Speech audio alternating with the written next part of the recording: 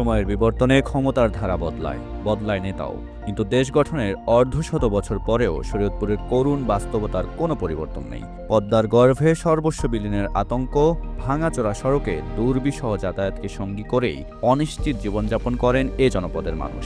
রাজধানীর খুব কাছে থেকেও এখানকার মানুষের জীবনে দৃশ্যমান কোনো পরিবর্তন আসেনি। পদ্মা সেতু কথিত উন্নয়নের প্রতীক হয়ে দাঁড়ালেও তার সুফল এখনও ছুঁতে পারেনি শরীয়তপুরের প্রান্তিক জনতা।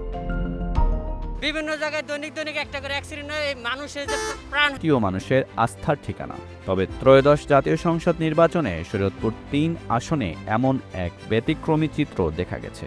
আর এই চিত্র শরীয়তপুরের মানুষের নিত্যদিনের আন্তরিক সঙ্গী মিয়া নুরুদ্দিন আহমেদ অপুকে ঘিরে। সম্ভ্রান্ত পরিবারে জন্মানো অপুর ঐতিহ্য যেন তাঁর শিরা উপশিরায় প্রবাহিত, কিন্তু সেই আভিজাত্য তাঁকে দূরত্ব শেখায়নি, শিখিয়েছে বিনয় ও মানবিকতা। ও একটা প্রতাপশালী বংশের ছেলে, কিন্তু ইচ্ছা করে স্কুলে অনেক প্রতাপ খাটাতে পারতো, সেটা সে কখনো করেনি। খুব ভদ্রনম্র ছিল, ছাত্র জীবন থেকে সে ওই রকম ভালো চরিত্রের লোক ছিল আর কি।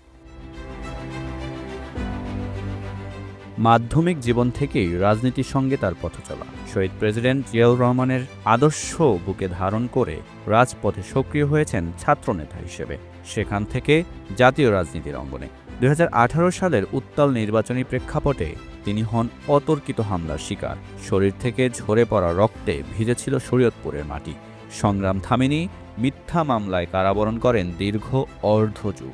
অবশেষে ২০২৪ সালের ৬ আগস্ট জুলাই গণ অভ্যুত্থানের পর তিনি মুক্ত বাতাসে ফিরে আসেন। মুক্তির পর প্রথম পদক্ষেপই ছিল জনতার মাঝে ফেরা, নিজ জনপদের অবহেলিত মানুষের পাশে দাঁড়ানো। ও রাজনীতিটাকে বন্ধুত্বের মধ্যেই নিয়ে আসছে। টোটাল জনগণ এখন তার বন্ধু হয়ে গেছে, যেহেতু রাজনীতি জনগণ নিয়ে। তার এই রাজনীতি গতানুগতিক না, এই রাজনীতিটাই ভালো, বন্ধুত্বের রাজনীতি। ওগুলো বন্ধুত্বের রাজনীতি, সবাইকে সে বন্ধু করে নিচ্ছে। একসময় শরীয়তপুর পরিচিত ছিল একটি বিশেষ দলের দুর্গ হিসেবে। দীর্ঘ ১৭ বছরের উন্নয়নের প্রতিশ্রুতি ছিল, কিন্তু বাস্তবতা ছিল ভিন্ন। ঠিক এই প্রেক্ষাপটে নির্বাচনের মাত্র ৩ মাস আগে প্রতিদ্বন্দ্বিতার সিদ্ধান্ত নেন